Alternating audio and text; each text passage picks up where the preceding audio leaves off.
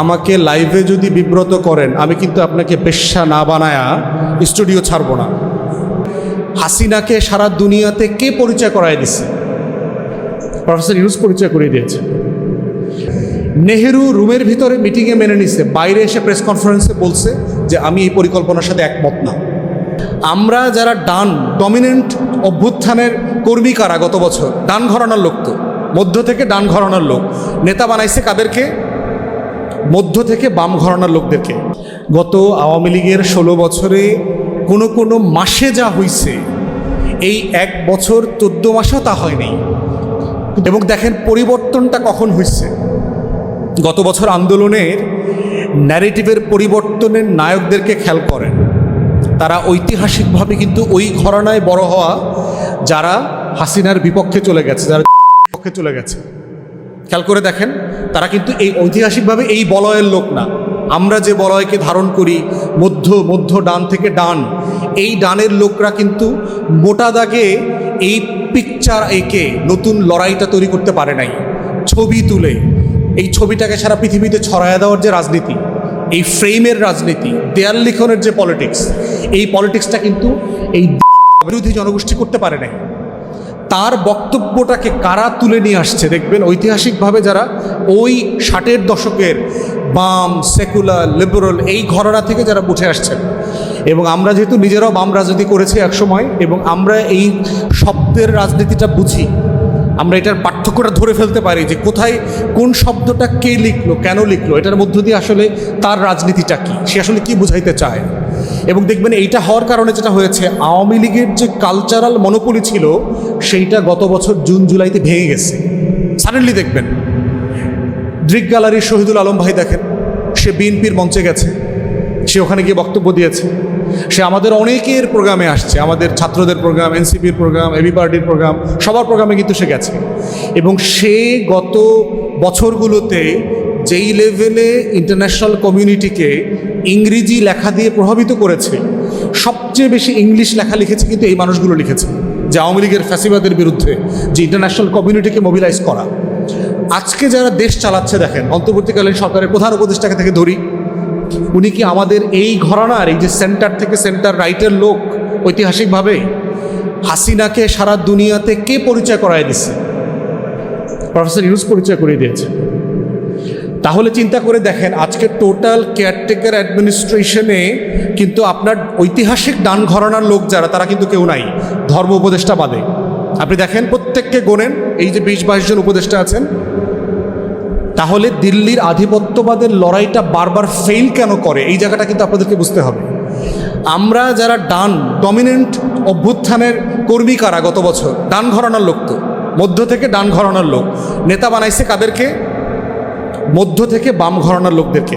খেয়াল করেছেন আপনার আমাদের কালচারাল লড়াইয়ের গ্যাপটা কোথায়? যে আমরা যারা দিল্লির আধিপত্যবাদের লড়াইয়ের ঐতিহাসিক স্টেক হোল্ডার, তার লড়াইতে বিজয়ের পরেও বিজয় মাল্যটা দেবার মতো কোনো লোক নাই, যে এই মালাটা আমি কার গলায় পরায় দেব। এখন আমাকে খুঁজতে হয় যে এই বলয়ের ভিতরে সবচেয়ে ক্লোজ আমার কথা কে বোঝে, আমার লড়াইটাকে কে ওন করে। তাহলে এই যে কালচারাল হেজিমনির যে লড়াইয়ের ফেইলিয়ার, এই ফেইলিয়র থেকেই বারবার আওয়ামী লীগ, সিপিবি, বাম, কংগ্রেসের পলিটিক্স, গান্ধী পরিবারের পলিটিক্সটা উঠে আসে। এবং এখনও দেখেন এই যে মবের লড়াই, এই যে দেখেন মানে বয়ানের রাজনীতিটা বোঝা কত জরুরি। প্রতিদিন আমরা যারা প্রায় টকশোতে যাই, আমাদেরকে দেখবেন হুদাই মব নিয়ে প্রশ্ন করে, কিসের মব হয়েছে বাংলাদেশে? গত আওয়ামী লীগের 16 বছরে কোনো মাসে যা হয়েছে, এই 1 বছর 14 মাসেও তা হয়নি। কিন্তু টকশোতে প্রত্যেক দিন প্রত্যেকটা চ্যানেলে এ নিয়ে আমাদের প্রেজেন্টারদের সাথে আমাদের চিলাচিলি করা লাগে। এবং এটাই হলো, এই জন্য হাদি যখন আমাকে জিজ্ঞেস করছে ভাই কী বিষয় নিয়ে কথা বলবেন, তা আমি চিন্তা করলাম আমি তো আসলে একাডেমিক লোক না, আমি কর্মী, রাস্তার মেঠো রাজনীতি করি। সেই রাস্তার রাজনীতি করবার জায়গা থেকে আমাদের এই যে ভিতরের লড়াই, মানে লড়াইয়ের পিছনে একটা লড়াই আছে, লড়াইয়ের ভিতরে একটা লড়াই আছে। অতএব এই পুরো লড়াইটাকে যদি কেউ না বোঝে লড়াইতে নামে, সে লড়াইতে জিতবে কিন্তু পুরস্কারটা ছিনতাই হয়ে যাবে। মানে আপনি দেখবেন, মানে আপনি 100 মিটার দৌড়ে ফার্স্ট হয়ে ওই পারে চলে গেছেন, রিবন ফিতা টাচ করছেন, কিন্তু প্রথম পুরস্কারটা আর দিবে না আপনাকে খালি হাতে বাড়ি পাঠায় দেবে, বলবে যে তুমি দৌড় 1 সেকেন্ড আগে শুরু করছো, এত তাড়াতাড়ি দৌড়াইলা কেন, দৌড়াইবা পিছনের লোকটাকে এত পিছনে ফেলাইতে হবে কেন, ওরে তো আরেকটু ওয়েট করতে পারতা, তুমি সবসময় এত দৌড়ানোর এই শিখলা কার কাছ থেকে? নিশ্চয়ই তোমার টিচারের সমস্যা আছে, টিচার মৌলবাদী, তোমার টিচার হুজুর ছিল, তাহলে তোমার এই দৌড়েটা অ্যাকসেপ্টেবল হবে না। তোমার বাবার নাম কি? বলে আমার বাবার নাম, জন্ম কোন সালে? বলে 1971 সালে। কোন পক্ষে ছিল? বলে তো পক্ষ জানি না। তাহলে তুমি নিশ্চয়ই রাজাকার ছিল না, তোমার এই দৌড়ে পুরস্কার দেওয়া যাবে না। বাংলাদেশের বয়ানগুলো খেয়াল করে দেখো তোমরা, অথবা আপনারা দেখেন যে এইভাবে একটা জিনিস প্রতিনিয়ত আমাকে ডিফেন্সিভ খেলতে হইতেছে কন্টিনিউয়াসলি, আমার উপর ইম্পোজ করা হয় যে আপনি তো আসলে খারাপ লোক। মানে হুদাই ভাই আমি খারাপ লোক কী করলাম? তাকে উল্টা প্রশ্ন করতেছি না, ভাই আপনি কবে ভালো মানুষ ছিলেন? এই জন্য টিভিতে 2-1 প্রেজেন্টারকে আমি গিয়ে বলছি, ভাই আমাকে লাইভে যদি বিব্রত করেন আমি কিন্তু আপনাকে পেশা না বানায়া স্টুডিও ছাড়বো না। Very clear.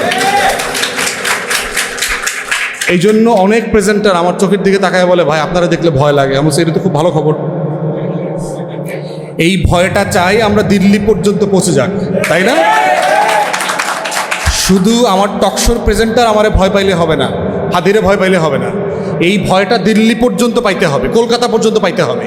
আমি এখানে চোখ ডাঙালি দিলে যেন ওর আত্মা কাইপা যায়, এরকম হইতে হবে, না হলে এই দেশ স্বাধীন থাকবে না। তো এই জন্য হচ্ছে এই লড়াইটা বোঝা দরকার যে এই লড়াইটাতে কালচারাল যুদ্ধটা ছাড়া অন্য যুদ্ধটা হয় না। এই জন্য দেখেন ইসলামের ইতিহাসে যাই, তার প্রত্যেকটা চক্রের সাথে আমি জড়িত। যারা বাংলাদেশে যত দুষ্টামি আছে, যত ভালো কাজ আছে, এই সবগুলোর সাথে আমি কোনো না কোনো ফর্মে জড়িত, সবাইকে আমি চিনি। কিন্তু এর ভিতরে টোটাল এই আধিপত্যবাদ বিরোধী যে শক্তি, যাদেরকে আমরা মোটা দাগে বলছি, তাদের কোনো স্টেক নাই, জিরো। যদি ইনকলাবকে আমরা বাদ দিই, এখন আমার দেশ, মাহমুদ ভাই, এরকম 2-1 লোক অথবা প্রতিষ্ঠানকে বাদ দিলে এটার মধ্যে আসলে কিছু নাই। পুরো মক্কি জীবনে আল্লাহ রাসূল সাল্লাল্লাহু আলাইহি ওয়াসাল্লামের উপরে যে আয়াতগুলো নাজিল হয়েছে, এই আয়াতগুলোর সামারি কি? তাওহীদ, রিসালাত, আখিরাত। এর ভিতরে দুনিয়া আছে, মানে আমি কিভাবে চলবো, মুআমালাত, আখলাক, শরিয়া, রাষ্ট্র, সমাজ, এর ভিতরে কিছু আছে? নাই। এই জিনিসটা কি আমরা কখনো বোঝার চেষ্টা করেছি? মানে ওলামায়ে কেরামদের ওই বৈশা লেখাপড়া করার বাইরে এসে এটাকে বোঝার চেষ্টা করেছি যে কেন মক্কি জীবনের 13টা বছর একই কথা বারবার বলছে না? এই মরার পরে কিন্তু একটা জীবন আছে, এই জীবনটা কেমন হইব? বলে যে কাফেররা, মুশরিকরা আসছে না, একটা হাড়ের টুকরা এনে এরকম আল্লাহ রসুলের সামনে গুঁড়া করে দিছে না? রসুলকে জিজ্ঞেস করতেছে, ইয়া মুহাম্মদ, তুমি বলতেছো তোমার রব এই হাড়ের টুকরা থেকে আবার আমাকে জীবিত করবে? আল্লাহ রসুল তখন আল্লাহ তাআলা কি বলছেন? হ্যাঁ করব। কিভাবে উদাহরণটা দিয়েছে? তুমি একসময় ছিলা কিনা? আমরা তো একসময় নাই ছিলাম, তাই না? আমরা একসময় ছিলাম না। তো বলে যে এই হাড়ের গুঁড়া থেকে তোমাকে ফিরায় নিয়ে আসা সহজ না, তুমি যখন ছিলা না, নাই ছিলা, সেখান থেকে তোমাকে সৃষ্টি করা সহজ? কোনটা সহজ? আল্লাহ তাআলা প্রশ্ন করতেছে কোরআনে যে আমি তো কঠিনটা করে ফেলছি, তাহলে এই সহজটা কেন করতে পারবো না? তাহলে এই টোটাল তাওহীদ, আখিরাত, রিসালাতের কনভারসেশনটা হচ্ছে কালচারাল ফাইট। মনে রাখতে হবে, মক্কি জীবনে আল্লাহ রসুলের ফাইটটা ছিল কি? কোরাইশের মুশরিকি ব্যবস্থাপনার বিরুদ্ধে ফাইট। উনি কি মূর্তি ভাঙছে এই 13 বছর? মক্কার কাবা ঘরে যে মূর্তিগুলো ছিল, এই 13 বছর উনি কোনো মূর্তি ভাঙছে? ভাঙে নাই। তো লোক ছিল না লুকায়া চুকায়া গিয়া দরজাটা ভাঙা সব মূর্তিগুলো ভেঙে দিয়ে আসতে পারতো না? ভাঙে নাই। তো কারণ মূর্তি কি শেলফে সাজানো মূর্তি ভাঙতে হবে, না মাথায় যে মূর্তিগুলো আছে এই মূর্তিগুলো আগে ভাঙতে হবে? মাথার মূর্তি আগে ভাঙতে হবে না? মাথার মূর্তি ভাঙার রাজনীতির নাম হচ্ছে কালচারাল ফাইট। ওইটা তাওহীদ দিয়ে ভাঙতে হবে, ওইটা রিসালাত দিয়ে ভাঙতে হবে, ওইটা আখিরাতের গল্প বলে ভাঙতে হবে। কারণ মাথায় যদি মূর্তি থাকে, শেলফে যদি মূর্তি নাও থাকে, তারপরও সে আল্লাহকে বিশ্বাস করতে পারবে না, তাই না? সে নতুন নতুন মূর্তি বানাবে অন্তরের ভিতরে, সে দুনিয়ার মূর্তি বানাবে, সে এই সম্পত্তির মূর্তি বানাবে, সে কাগজের মূর্তি বানাবে, সে অনেক কিছু বানাবে। তো এই জন্য এই একটা নতুন জায়গা থেকে দেখার জায়গা আর কি, যে আমি বোধ করি ওই 13 বছর ছিল মানুষগুলোকে কালচারাল ফাইট দিয়ে প্রিপেয়ার করা, নেক্সট স্টেট বিল্ডিং, রাষ্ট্র গঠনের প্রকল্প, আমার এই যে বিশাল হাজার হাজার বছর ধরে একটা লাইফস্টাইল মানুষ চালাবে, সেই চালানোর জন্য যে মনস্তত্ত্ব তৈরি করা দরকার, এই ফাইটটা ছিল 13 বছরের ফাইট। এবং কালচারাল ফাইটের উপরেই হচ্ছে ফাউন্ডেশনের ওই ভিত্তিতে হচ্ছে পিলার দাঁড়ায়। তখন রোমান এম্পায়ারকে পরাজিত করা যায়, তখন পার্সিয়ান এম্পায়ারকে পরাজিত করা যায়। কিন্তু 13 বছরের ওই কালচারাল ফাইটটা না করলে যেটা হইতো, দখল করত, ধরে রাখতে পারতো না। মুসলমান হইতো, কিন্তু ওরা আবার ধর্মচ্যুত হয়ে যেত, মোরতাদ হয়ে যাইত। তো সেই জন্য একটা সমাজ, একটা রাষ্ট্রের পাটাতন তৈরি হয় হচ্ছে এই চিন্তার উপরে ভিত্তি করে, এই কালচারাল লড়াইয়ের উপরে ভিত্তি করে। আমার স্যাড রিয়েলিটি হচ্ছে যে আমি 2 বার রাষ্ট্র বানাইছি, কিন্তু হাওয়ার উপরে বানাইছি। খালি আমি বুঝছি যে এইটা ভালো না, খালি এইটা ভালো না বলে আমার একটা জিনিস দরকার, কিন্তু আসলে সে সুন্দর না, এর মানে কি সে হ্যান্ডসাম? ব্যাপারটা কি তাই? মেলে না তো। এই জন্য বারবার আমি নেগেট করেছি যে আসলে এটা ঠিক না। লা ইলাহা ইল্লাল্লাহ, ইল্লাল্লাহর আগ পর্যন্ত আমরা বানাইছি লা ইলাহা, কোনো মাবুদ নাই, তারপরে কি? শূন্য, আর কিছু নাই।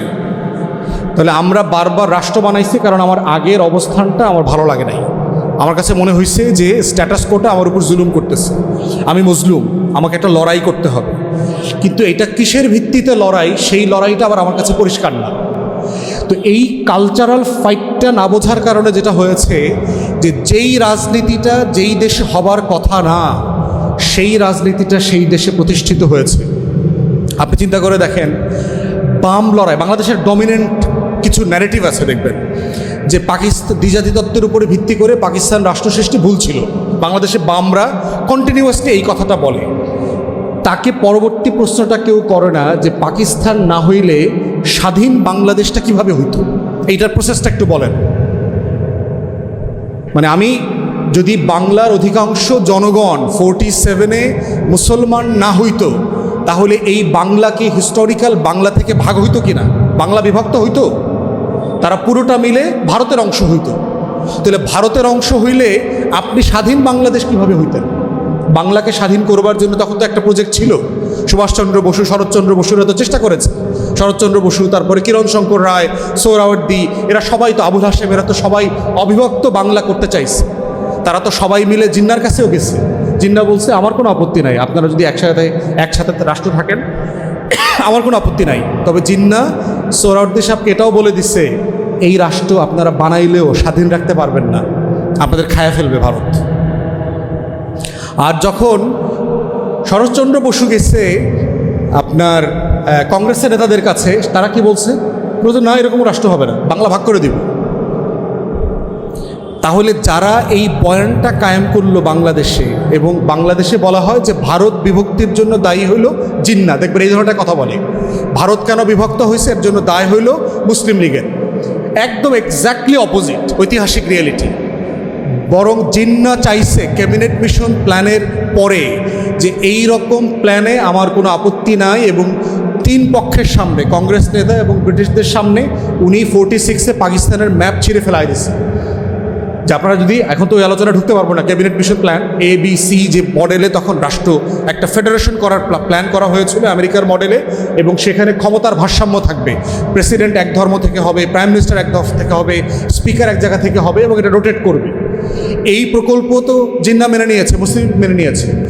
নেহেরু রুমের ভিতরে মিটিংয়ে মেনে নিছে, বাইরে এসে প্রেস কনফারেন্সে বলছে যে আমি এই পরিকল্পনার সাথে একমত না। তাহলে ভারত বিভক্তটা কে করলো? ধর্মের ভিত্তিতে এই দেশটাকে তো কংগ্রেস ভাগ করেছে, মুসলিম লীগ করে নাই, জিন্না করে নাই। তাহলে অথচ দেখেন পুরো ন্যারেটিভটা কি চাপায় দিচ্ছে আমাদের উপরে, যে এই দ্বিজাতিতত্ত্বের উপরে পাকিস্তান বানানো ভুল সিদ্ধান্ত, মুসলিম লীগ জিন্নার কারণে এই সাম্প্রদায়িক রাজনীতি তৈরি হয়েছে, এই বক্তব্যটা হিস্টোরিক্যালি চালায় দিয়েছে। এবং এই বিশাল জনগোষ্ঠীর ভিতরে এইটাকে কাউন্টার করা, চ্যালেঞ্জ করা কোনো চেষ্টাই আমরা দেখলাম না। তাহলে চেষ্টা না করার মধ্য দিয়ে আপনি কি করেছেন? কংগ্রেসের যে ন্যারেটিভ, কংগ্রেসের বক্তব্যটা যেইটা আমরা আমাদের মুখ থেকে এখন বানায় নিতেছি, করতেছি, তাহলে কংগ্রেসের বয়ান যদি আপনারও বয়ান হয়, তাহলে বাংলাদেশ আলাদা স্বাধীন রাষ্ট্র কীভাবে থাকে? এটার সাথে একটা যায় না তো, মানে একটা তো হিস্টোরিক্যালি একটার সাথে একটা কন্ট্রাডিক্ট করে। কিন্তু এই কন্ট্রাডিকশনগুলো এই পলিটিক্সকে আমাদের এখানে এস্টাবলিশ করেছে বামপন্থীরা, সিপিবি পার্টিকুলারলি। এবং সিপিবি কখনোই বাংলাদেশের রাজনীতি করে নাই। এই কমিউনিস্ট পার্টি ঐতিহাসিকভাবেই খুবই লো কোয়ালিটির পার্টি, কিন্তু এগুলো আপনারা যদি সিপিবির পলিটিক্সটা পড়েন, এরা কেউই মার্কসের লিটারেচার পড়ে নাই। এরা মার্কসের তাফসির যেগুলো কলকাতায় করছে, ওই তাফসিরটা এখানে পড়ছে। এবং ওই তাফসিরগুলো কারা করছে? ব্রাহ্মণরা করছে, জমিদাররা করছে। অতএব ব্রাহ্মণের যে জাতপাতের ভিউ, তার যে অখান ভারত বিজেপির রাজনীতির যে টানেল ভিউ, তার যে সুপিরিয়রিটি, তার যে জমিনদারি সিস্টেম, কলোনিয়াল মডেলকে, ব্রিটিশদেরকে দেবদূত বানানো, মুসলমানদেরকে, মোঘল এম্পায়ারকে অপর বানানোর যে রাজনীতি, সেই টানেল দিয়ে সে মার্কসের তাফসির করছে এবং এইটা মুসলমানের বাচ্চাদেরকে এখানে বুঝাইছে। তো এই পলিটিক্সের শিকার হইতে হয়েছে আমাদের সবাইকে। আর ইন্টেলেকচুয়ালি বিএনপি আওয়ামী লীগ তো ভেরি শ্যালো, তার তো বুদ্ধিভিত্তিক দৈন্য দশা ব্যাপক। এবং এটা তো এখন মঞ্চগুলোতে কে কোন মঞ্চে গিয়ে বক্তব্য দিচ্ছে, মেহমান হচ্ছে, দেখলেই বুঝতে পারছেন যে এত বড় বড় দল গণ অভ্যুত্থান হয়ে গেছে, যারা শহীদ প্রেসিডেন্ট জিয়াউর রহমানের রাজনীতিটাই ব্যাখ্যা করতে পারছে না, নতুন প্রেক্ষাপটে সেটাকে রেলেভেন্ট করে রাখতে পারছে না। তো সেই যে ন্যারেটিভের পলিটিক্স যেটা আমাদের উপর চাপিয়ে দেওয়া হয়েছে, এই জায়গাটা পরিষ্কার না হওয়া পর্যন্ত আমার এই মাটির একটা রাজনীতি, সুবা বাংলার রাজনীতি, নবাবী আমলের রাজনীতি, সুলতানি আমলের রাজনীতি, আমার যে সোনার বাংলার পিরিয়ড, যেই বাংলা পৃথিবীর সবচেয়ে ধনী অঞ্চল ছিল, আমার মোস্ট প্রসপারাস টাইম, সেই অংশটাকে ব্যাপারে আমাকে গর্বিত করতে দিচ্ছে না। বলা হচ্ছে মিস্টার বিন, দেখছেন মিস্টার বিনটা শুরু হয় কেমনে, দেখছেন না? একটা মানুষ হুট করে ধম করে এরকম পড়ে লাইটের মধ্যে দিয়ে, এবং সে যা যা করে সেটা ইংল্যান্ডে ব্রিটিশ সোসাইটির মানুষটা এগুলো করে না। এটাই তো আইডিয়াটা, থিমটা। আমাদের পুরো মুক্তিযুদ্ধের ন্যারেটিভ, আমাদের বাংলাদেশ রাষ্ট্রের ন্যারেটিভটা দেখবেন, ওই হঠাৎ করে 71 সালে একটা রাষ্ট্র টুস করে উপর থেকে পড়ে গেছে, আমার কোনো আগের ইতিহাস নাই দেখবেন। আওয়ামী লীগের বয়ানটা দেখেন শুরু হয় 52 সাল থেকে। 52 সালে এটা হয়েছে, 66-এর এই 6 দফা আন্দোলন, 69-এর গণ অভ্যুত্থান, 70-এর নির্বাচন, 71-এর মুক্তিযুদ্ধ। এই তো আওয়ামী লীগের ন্যারেটিভ না, গল্পটা না? এর আগে কি রাষ্ট্র কি 50-60 বছর 80 বছরের রাষ্ট্র হয়? সম্ভব? রাষ্ট্র হইতে হইলে অ্যানথ্রোপোলজি যারা আছেন তারা বলছেন যে মিনিমাম 3000, 3500 বছরের হিস্ট্রি লাগে। ন্যূনতম 500, 700, 800 বছরের ইতিহাস না থাকলে রাষ্ট্র হয় না, জাতি হয় না। তা আমার রাষ্ট্রটা হইল কেমনি? 71 সালে ঠুস করে আমি মিস্টার বিনের মতো পড়ছি। তাহলে আমাকে কে আমার এই ঐতিহাসিক সবচেয়ে গোল্ডেন টাইমের সাথে আমাকে ডিসকানেক্ট করলো কারা? কোন পলিটিক্স, কোন ন্যারেটিভ? এইটা যদি আমাদের এই 24-এর তরুণরা না বোঝে, আগামী দিনের রাষ্ট্র প্রকল্প আবার ব্যর্থ হবে। আমরা আবার দিল্লির প্যাটার্নে ঢুকে যাব। এখনও দেখেছেন না যে কেন বিএনপি 72-এর সংবিধানের ফ্রেম থেকে সে বের হইতে চায় না, অথচ এই ফ্রেমটা জিয়াউর রহমানের রাজনীতির সাথে কন্ট্রাডিক্ট করে, চুপ্পুকে সরাইতে চায় না। সে গণ অভ্যুত্থানকে জুলাই ঘোষণাপত্রে এবং জুলাই সনদের ভিতরে আনতে চায় না, সেটাকে খুব ছোট করে রাখতে চায়। এবং এইটা করার মধ্য দিয়ে যে জাতীয়তাবাদী রাজনীতিটা নষ্ট হয়ে যাচ্ছে, যেটা তো আলটিমেটলি বিএনপি লিড করতেছে, যেটা আমরা বারবার বলছি যে আপনাকে এটা কারেকশন করতে হবে, কারণ এতে শহীদ প্রেসিডেন্ট জিয়াউর রহমানের যে রাজনীতি সেটা ক্ষতিগ্রস্ত হচ্ছে। এবং এটা ক্ষতিগ্রস্ত হলে আমরা কালেকটিভলি সবাই ক্ষতিগ্রস্ত হব। দিল্লির আধিপত্যবাদের বিরুদ্ধে যে লড়াই, এই লড়াইটা তো বাংলাদেশে জিয়াউর রহমানই মেইনলি লড়েছেন। অতএব তার দলও তার রাজনীতিটাকে অন করতে চায় না, সে ঘুরায় ফিরে খালি তার কেবলা বদলায় চুপ্পুর বাড়ি চলে যেতে চায়, খালি 72-এর বইতে চলে যেতে চায়, তারে 106-এর যে এনভেলপ এই খামের ভিতর তাকে ঢুকাই দিচ্ছে। অতএব এই রাজনীতিটা হচ্ছে ন্যারেটিভের পলিটিক্সে সে বারবার হেরে যাচ্ছে, এবং এগুলোর মধ্য দিয়েই হচ্ছে বারবার এই আওয়ামী, সোকল্ড আওয়ামী বাম, এই দিল্লির আধিপত্যবাদী যে ন্যারেটিভ, এইটা স্পেস করে নেয়। এখন এইটা বলার মানে কি আমরা বলছি যে বাংলাদেশের সেকুলার লিবারাল ফোর্স থাকবে না? অবশ্যই থাকবে, নিশ্চিত থাকতে হবে যে আমার রাজনীতির সাথে একমত না, অবশ্যই সমস্যা নাই। কিন্তু আমার দিল্লির আধিপত্যবাদের যে ন্যারেটিভ, এই ন্যারেটিভটা ভেঙে নতুন বাংলাদেশপন্থী ন্যারেটিভ, আমার মাটির সাথে আমার 800 বছরের লড়াইকে কানেক্ট করতে হবে। আমি 71 সালে ঠুস করে পইরা আমরা রাষ্ট্র হই নাই, আমার শত শত বছরের লড়াই আছে। ইখতিয়ার উদ্দিন মোহাম্মদ বিন বখতিয়ার খেলজি থেকে শুরু করে আমার শত শত বছরের লড়াই আছে, এবং দিল্লিকে পরাজিত করার লড়াই আছে আমার। তাহলে যেই মাটি দিল্লিকে পরাজিত করছে, দিল্লি শাসকদেরকে বাধ্য করছে সন্ধি চুক্তি করতে, এবং আমার এই দিনাজপুরের এলাকাতে এইখানে ফোর্টের যুদ্ধেতে সে পরাজিত হয়েছে দিল্লির এম্পায়ার। এইটা যেই জাতির এত গর্বের, সেই গর্বের প্রত্যেকটা জায়গা থেকে এই জাতির জেনারেশনকে ডিসকানেক্ট করে ফেলছে।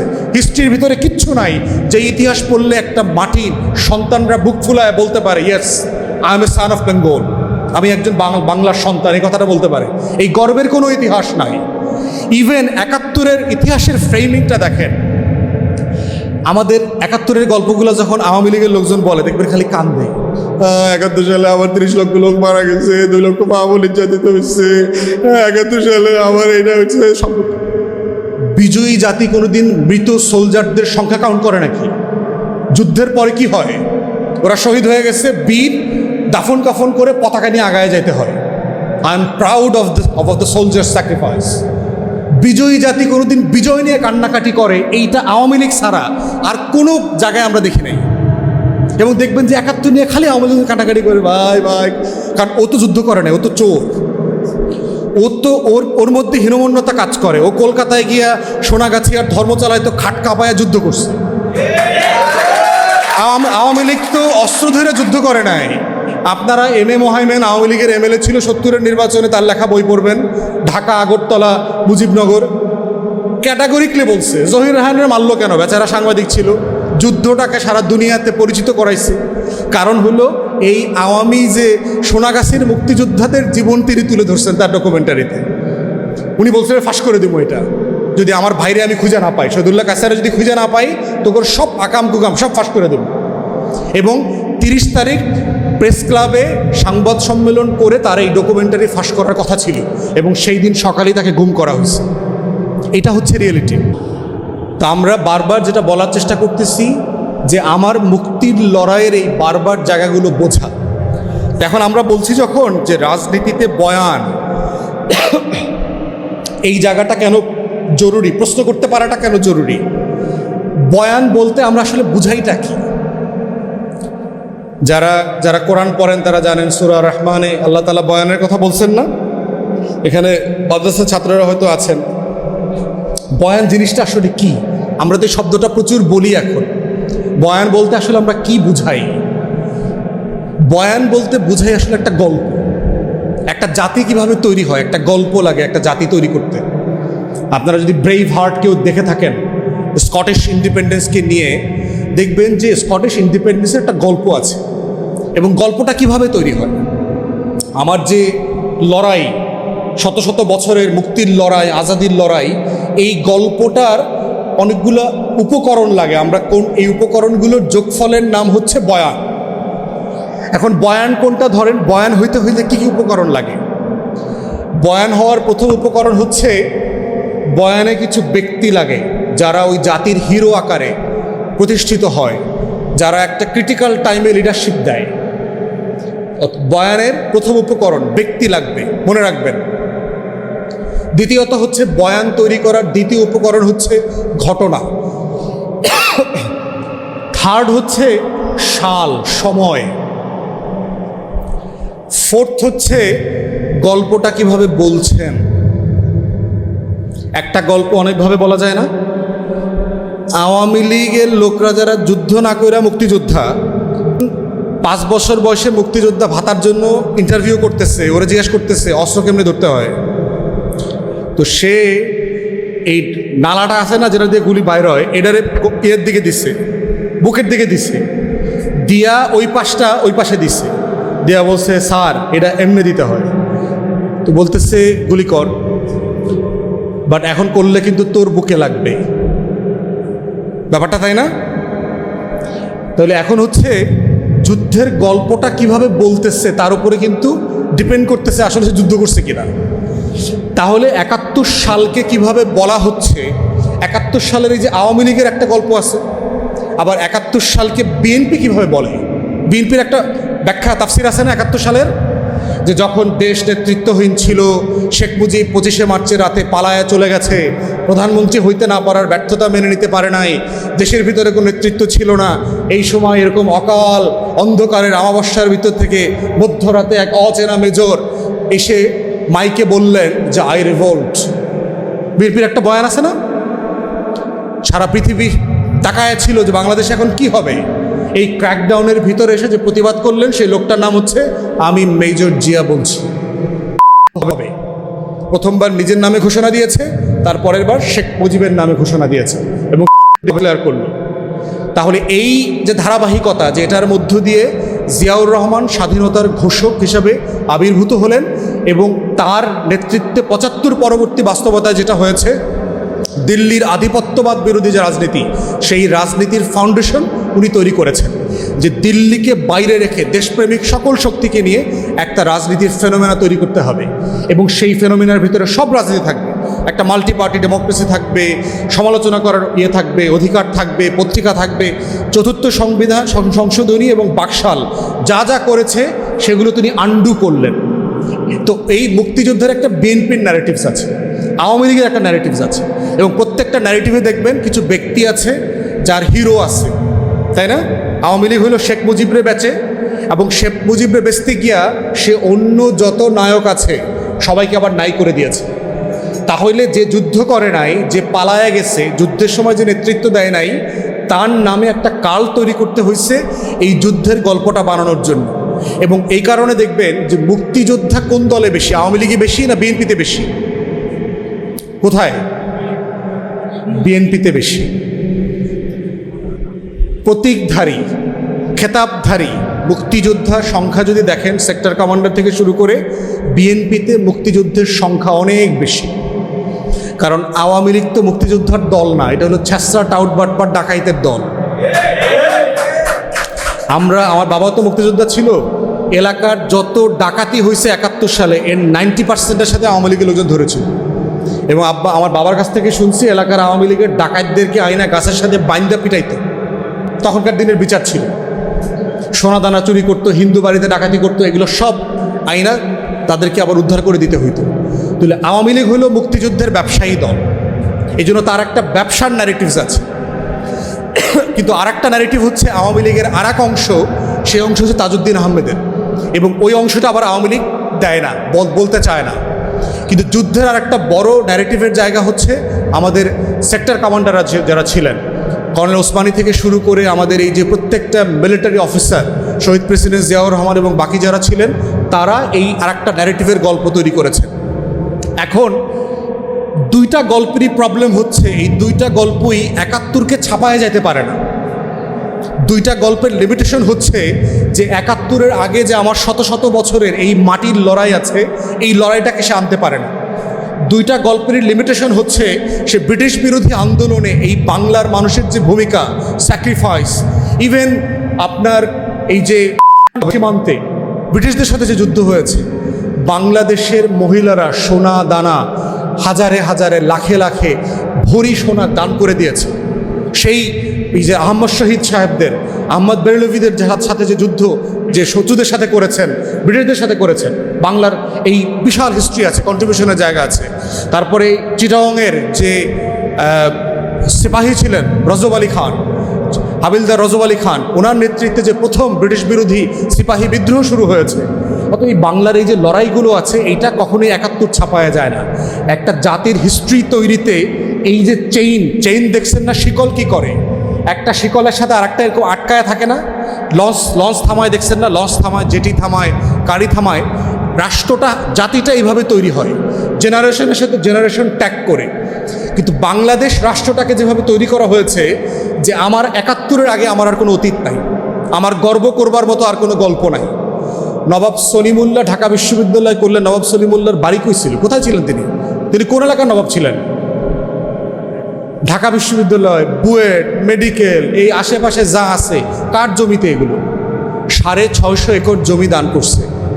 তো আজকে যারা ঢাকা বিশ্ববিদ্যালয় পুইরা এইখানে দিল্লির আধিপত্যবাদের রাজনীতি করে, বাম রাজনীতি করে, জমিনদারির পক্ষের রাজনীতি করে, ওরা কার টাকায় লেখাপড়া করছে? স্কলারশিপ দেয়, কার টাকায় স্কলারশিপ দেয়? ওই লোকটার নাম কি? দানশীল, কি নাম? হাজি মোহাম্মদ মহসিন। এই যে আমাদেরকে 5-এ এটা স্কলারশিপ দেয়, এই স্কলারশিপের টাকার অরিজিন কোত্থেকে আসছে? এখন তো সরকার দেয়। হিস্টোরিক্যালি এই যে মুসলমান ছেলে মেয়েদেরকে ক্লাসে ক্লাসে বৃত্তি দিয়ে, কৃষক পরিবারের ছেলেমেয়েরা তো পড়ালেখা করতে চাইতো না। ও কি সকালে ধান খেতে যাবে না স্কুলে যাবে? ওর তো একটা পেটের লড়াই আছে। হাজী মোহাম্মদ মহসিনের মতো মানুষরা এখানে টাকা দিয়ে দিয়ে মুসলমান ছেলেমেয়েদেরকে পড়াইছে। তাহলে ওর লড়াইটা কোথায়? আমি এমনি এমনি রাষ্ট্র হয়ে গেলাম। তাহলে বাংলাদেশের ইতিহাসের সাথে ঢাকা বিশ্ববিদ্যালয়টা একটা বড় ইতিহাস না? নিখিল ভারত মুসলিম লীগের সম্মেলনটা 4 সালে কোথায় হয়েছিল? সারা ভারতবর্ষের মুসলমানরা কোথায় একত্রিত হয়েছিল? এই শাহবাগে। এই যে আজকের আপনার মধুর ক্যান্টিন থেকে শুরু করে যে পুরো অঞ্চল, এটা ছিল বাগানবাড়ি, এখানে সম্মেলন হয়েছে শাহবাগ থেকে শুরু করে পুরো অঞ্চলের ভিতরে। তাহলে মুসলিম লীগের ইতিহাস কেন আলোচনায় নাই? পাকিস্তান আন্দোলন, লাহোর প্রস্তাব, এই যে প্রত্যেকটা স্টেজের সাথে স্টেজকে কানেক্ট করা, এই কানেক্ট করার রাজনীতিটাই হচ্ছে আমরা বলছি বয়ানের রাজনীতি। এই জন্য আমরা যখন 24-এ আওয়ামী লীগকে পালাতে বাধ্য করছি, এইটাকে শুধুমাত্র একটা সরকার পতনের আন্দোলন হিসাবে দেখানোর চেষ্টা করা হচ্ছে না? আওয়ামী লীগকে যারা ফিরায় আনতে চায় তারা 2টা এক্সাম্পল বলে ইদানিং দেখবেন আমাদেরকে ইনডোর মিটিংগুলোতে। শ্রীলঙ্কাতে রাজাপাকসের বিরুদ্ধে আন্দোলন হয়েছে না 2-3 বছর আগে? রাজাপাকসে ফিরে এসে নির্বাচন করছে না? তো হাসিনা কেন আওয়ামী লীগ কেন নির্বাচন করতে পারবে না? যৌক্তিক প্রশ্ন তো। প্রশ্ন শুনলে যৌক্তিক মনে হয় না? যে ওই যে একটা মেয়ে বলছে না কদিন আগে যে আমি তো ডাকসুরে মনে করছিলাম এটা ক্যান্টিন। এইরকম যদি শিক্ষিত ভদ্র মানুষ থাকে বাংলাদেশে, এই প্রশ্নটা শুনে তাজ্জব হয়ে যাবে না? যে হ্যাঁ, শ্রীলঙ্কার রাজাপাকসের বিরুদ্ধে আন্দোলন হয়েছে, বেচারা চলে গেছে, আবার 2.5 বছর পর কেয়ারটেকার হয়েছে, উনি এসে আবার নির্বাচন করছে, সমস্যা কোথায়? তারপরে ইন্দোনেশিয়াতে সুহার্তোর ছেলে, ইন্দোনেশিয়া না তো ফিলিপাইনে, সুহার্তোর মার্কোসের পতন হয়েছিল না? মার্কোসের জুনিয়র আইসা কদিন আগে গত বছর প্রেসিডেন্ট হয়েছে না নির্বাচনে? তো হইতে পারবে তো, সমস্যা কই? কি কখনো ভাবছেন আপনারা আওয়ামী লীগ কেন আসতে পারবে না? মানে তাকে না আসতে পারার কারণটা কি? এবং আপনি যদি জুলাইয়ের ঘোষণাপত্র পড়েন, 24 কি মনে হয়? এই কিছু ঢিল পালাপালি হয়েছে এখানে সেখানে, কিছু ঝামেলা হয়েছে, এই সরকার 1-2টা গুলি করছে, 1-2টা মানুষরা এখানে সেখানে মারা গেছে। ব্যাপারটা এরকম না? জুলাইয়ের ঘোষণাপত্র পরে এরকম মনে হয়েছে না? তাহলে খেয়াল করতেছেন যে একটা ঘটনার ইন্টেন্সিটি, এটার পাঞ্চ পাওয়ার বলে আর কি, যে আপনি একটা মানুষকে কত পাঞ্চে মারলে তার কয়টা হাড় ভাঙবে, ইন্টেন্সিটিটা লো করে ফেলছে। আমার গণ অভ্যুত্থানটা যে স্কেলে হয়েছে, যে ইন্টেন্সিটিতে হয়েছে, এইটাকে খুবই ছোট করে নিয়ে আসতেছে। ছোট করে আনতে আনতে এমন হয়েছে যে কোনো দল এইটা 75-এর নভেম্বর মাসে নিয়ে গেছে। মানে এইটা যে আমার এখানে শত শত বছরের একটা গুরুত্বপূর্ণ লড়াই, সেইটাকে আমার 90-এর থেকে ছোট করে ফেলছে। এইটা ওই যে নিরাপদ সড়ক চাই আন্দোলন, এই ভ্যাট বিরোধী আন্দোলন, এই কোটা বিরোধী আন্দোলন, এরকম একটা জিনিস হয়েছে। কিছু লোক মারা গেছে দেশের স্থিতিশীলতার স্বার্থে। এই সেনাবাহিনীর প্রধান উনি দেবদূত আকারে হাজির হয়েছেন। উনি এসে হাসিনাকে রিকোয়েস্ট করছেন, আপা আপনি আপাতত একটু হলিডেতে যান, আমরা ওইখানে হলিডে রিসোর্ট আপনার জন্য বুক করে রাখছি, দিল্লিতে দোতলা বাসায় গিয়ে থাকবেন, আপনি পরিস্থিতিটা ঠান্ডা হয়ে যাক, আপনি রাজাপাকসের মতো আবার এসে আগামী বছর নির্বাচন করবেন। এই কোনো সমস্যা হয়নি। বক্তব্যটা এরকম না? খেয়াল করছেন টোটাল বয়ানটা কীভাবে করতেছে? মানে বিশ্বাস করে ইউনুসকে দিছিলাম দায়িত্ব, কেউ দেখি মব ঠেকাইতে পারে না, এই আবার খুন খারাপি। সুশীলরা বলা শুরু করছে না, আইন শৃঙ্খলা পরিস্থিতির এত খারাপ অবস্থা 16 বছরেও নাকি ছিল না। খেয়াল করছেন? হ্যাঁ, কী লাভ হইলো? জিনিসপত্রের দাম বাড়তেছে, বিদেশি বিনিয়োগ আসতেছে না, চাকরি বাকরি হচ্ছে না, পুলিশের নিরাপত্তা দিতে পারতেছে না। তো আগেই তো ভালো ছিলাম, তাই না? এমন রাষ্ট্র কি চেয়েছিলাম, তাই না? ব্যাপারটা এরকম, এমন রাষ্ট্র কি চেয়েছিলাম? এই রাষ্ট্রের জন্য কি 1400 মানুষ জীবন দিল? এত জীবন দেওয়ার পরও আওয়ামী লীগ নির্বাচন করতে পারবে না? কেমন সম্ভব? কীভাবে সম্ভব? এত রক্তের পরেও একটা সেকুলার পলিটিক্স এখানে থাকবে না? এত রক্তের পরেও বাংলাদেশে মুক্তিযুদ্ধের পক্ষের শক্তি সে রাজনীতি করতে পারবে না? এত মানুষ এই কারণে জীবন দিয়েছে, কয়দিন পরে এইটাই বলবে যে এত শহীদ রক্ত, এত ছাত্রলীগের নেতাকর্মী গত বছর জীবন দেওয়ার পরে আওয়ামী লীগ রাজনীতি করতে পারবে না, সেটা কিভাবে সম্ভব? খেয়াল করছেন? এই বয়ান যদি আমরা এখন থেকে চ্যালেঞ্জ না করি, এইটা যেতে যেতে আওয়ামী লীগ, ভারত মিলে, বামপন্থীরা মিলে এমন জায়গায় নিবে। সাদেক কায়েমরে তো অলরেডি পাকিস্তানি বানায় ফেলছে না? হাদিরে অলরেডি পাকিস্তানি বানায় ফেলছে না? আমারও তো প্রতিদিন ফ্লাইটে পাকিস্তানে পাঠায় দেয়। তা আমার বউ নিচে লিখছে, ভাই পাকিস্তানের সাথে ডাইরেক্ট ফ্লাইট এখনও নাই, পাকিস্তানের উপপ্রধানমন্ত্রী আসছে, ফ্লাইটের দিন তারিখটা তারপরে ঘোষণা করা হবে কবে যাবে উনি পাকিস্তান। যেহেতু আমার পাঠায় দিবে, ফ্লাইট লাগবে তো। ইসলামাবাদের সাথে এখন ফ্লাইট নাই, এই জন্য নতুন দেখবেন ইসলামাবাদের সাথে ডাইরেক্ট ফ্লাইট হয়েছে। তো নিচে আবার একজন লিখছে, ভাই এই যে আপনারে পাকিস্তানে পাঠানোর জন্যই বাণিজ্যমন্ত্রী আইসা সরাসরি ইসলামাবাদে ডাইরেক্ট ফ্লাইটের চুক্তি করে গেছে, আমারে হাদিরে হাসনাতরে সবারই পাকিস্তান পাঠাই দিব। তাহলে এই রাজনীতিটা খেয়াল করে দেখেন, আওয়ামী লীগ মুক্তিযুদ্ধ না করে মুক্তিযুদ্ধের টোটাল মালিকানা যদি নিতে পারে, বিশ্বাস করেন যদি আপনারা সতর্ক না থাকেন, 24-এর আন্দোলনের মালিকানা আওয়ামী লীগ দিল্লি রেজিস্ট্রেশন করে নিয়ে নিবে। নিশ্চিত থাকেন যে আওয়ামী লীগের রাজনীতি করবার জন্য মুক্তিযুদ্ধের সপক্ষের 1400 মানুষ জীবন দিচ্ছে শুধু শেখ হাসিনাকে ফিরায় নিয়ে আসার জন্য। এই বিএনপি জামাত এই সেনাবাহিনী মিল্লা হেরে দেশ থেকে পাঠাই দিচ্ছে। ইতিমধ্যে দেখছেন না ছাত্রলীগের গুন্ডা পান্ডাও এই আহত নিহত শহীদের তালিকায় ঢুকে গেছে। হেলমেট বাহিনীর প্রচুর সদস্য ঢুকছে না, তো এটা কদিন পর তো প্রকাশ করবে। হ্যাঁ, ওই যে সাদেক কায়ুম ছাত্রলীগের অমুক কমিটিতে ছিল, ফরহাদ অমুক কমিটিতে ছিল, এরাই তো আন্দোলন করছে। 20 বছর পরে মানুষের মেমোরি ফেড হয়ে যাবে না গ্র্যাজুয়ালি?